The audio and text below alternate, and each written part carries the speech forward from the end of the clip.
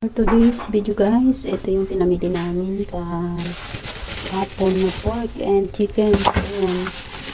Ayun naman po ay aking hugasan. First, nahugasan ko na siya at ibinalik ko rin siya sa isang tupperware at ipinastik ulit. Ayun naman po, ilalagay ko na ito sa freezer na malinis na. And meron na rin po ako dito nakareading palaya, kamatis, bawang at sibuyas. Ito naman po ay aking hiwain para ito ang aming ulam ngayong tanghali. Ayan guys, kumuha na rin ako ng konting laman ng pork at hiniwa-hiwa para ihalo sa aking ampalayang gigisahin. Ayan, yung na kong hiwain ang pork. Ayan guys, nahiwa ko ng aking pork. Ayan naman po ay itong aking ampalaya na ang hiwain ko.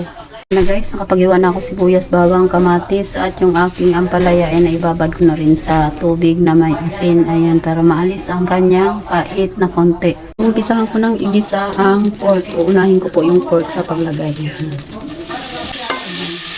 Antayin ko lang po yan mag-brown. Brown na nga po siya, so ilalagay ko na po yung bawang, sibuyas at kamatis. So pagkasama-samahin ko na po yan.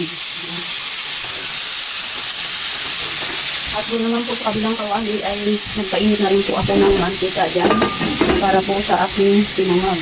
Nagsasanag din po ako ng rice. At yung aking pong isang sibuyas at kamatis. Ayan.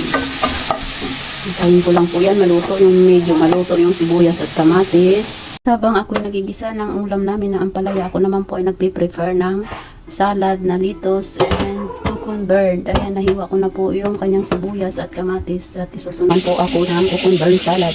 Ayan, healthy po ang tanghalian namin ngayon. So, ayan, masarap po yan. Ready to serve na po yan. Guys, yung aking bawang na ginisa, lalagay ko na po yung rice.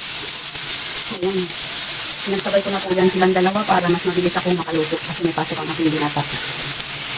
Po at naluluto na yung ating kamatis. Ilalagay ko na po ngayon ang palaya. Lalagyan ko na rin po ng konting asin po, ng konting asin. Ang ating pong nilagay na asin ay iodine. Kaya linis siya. Ayan, dito lang po muna rin dyan. Kaantayin din lang po ulit natin na maluto ng palaya. Naglagay din po ako dyan ng konting tubig. Ngayon naman po ay ilalagay ko na po ang kanyang egg. Mag-add lang ako ng konting paminta para mas masarap. So ayan na guys, luto na po siya.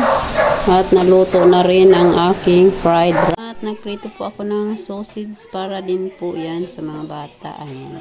Ako ng tanghalian at palayang ginisa. So, tikman na po na. Ready to serve na po yan guys. Thank you for watching and see you in my next video guys. Bye-bye.